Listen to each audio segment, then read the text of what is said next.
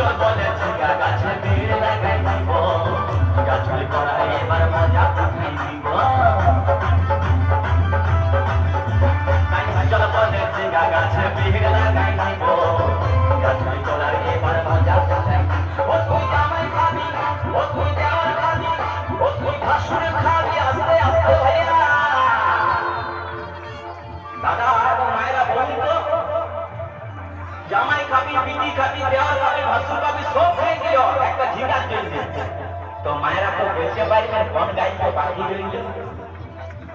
বলুন তো মায়েরা ও তুই ভাত মারে খাবি